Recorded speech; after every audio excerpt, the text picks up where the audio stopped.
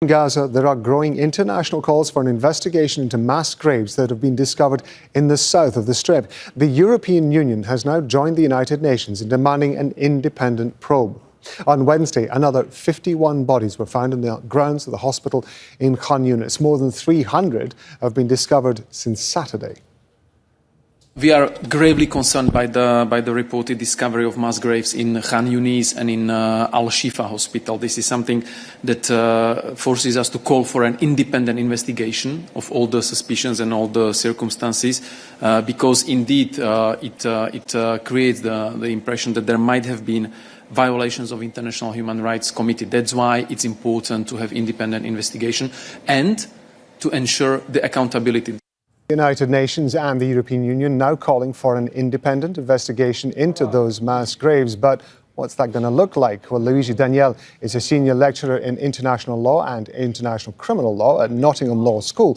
And he was among the academics invited by human rights organisations to discuss the special Rapporteur's Gaza Genocide report at the UN Human Rights Council. He's joining us live now from London. Thank you very much indeed for being with us. Aid agencies and foreign governments and the UN itself have been gathering to some degree or another evidence to suggest that Israel has been committing war crimes in Gaza since October of last year. Why has nothing happened yet? And will this call for an independent investigation into this case actually make any difference?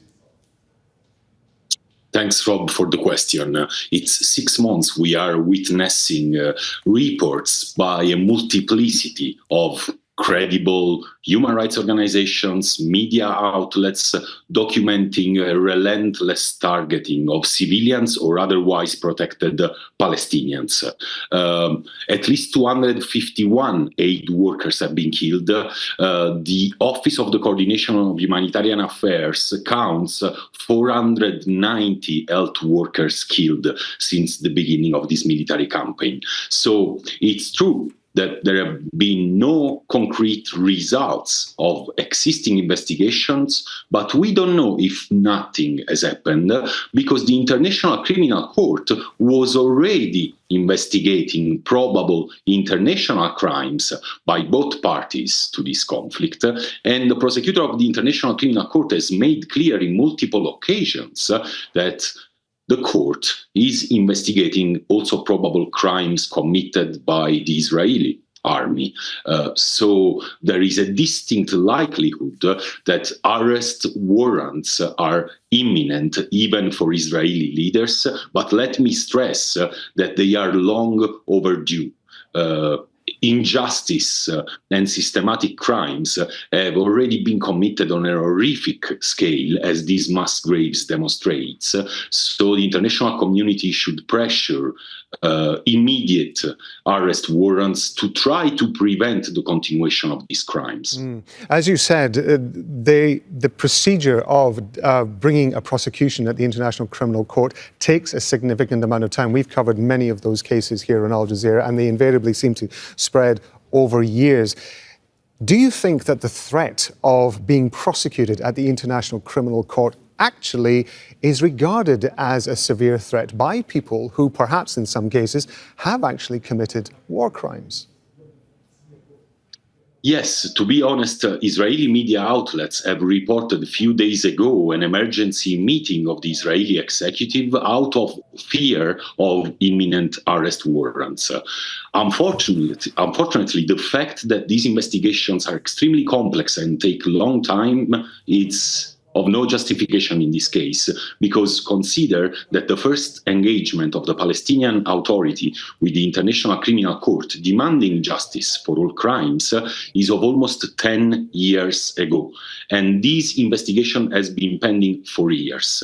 In relation to the second part of your question, unfortunately, the Israeli executive has repeatedly communicated to feel above the law of war and above international criminal law. So irrespective of these Israeli leaders' perception about international crimes, it's the credibility of an international rules-based system that needs these arrest warrants to restore the minimum levels of international legality that are needed in the long run to achieve a just peace. If you deprive victims of these horrific crimes of any form of recognition of their victimization, you are not working for a just peace and for equal rights. On the contrary, this failure reproduces spirals of civilian victimization. And so the same mistake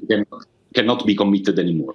Sorry to interrupt you, but just briefly on that, because you've raised a very interesting point. I mean, in the event that prosecutions were brought, how confident could people affected on both sides by this war be that somebody is actually going to be held to account? And I'm talking about people on both sides of the conflict who've lost family members and friends.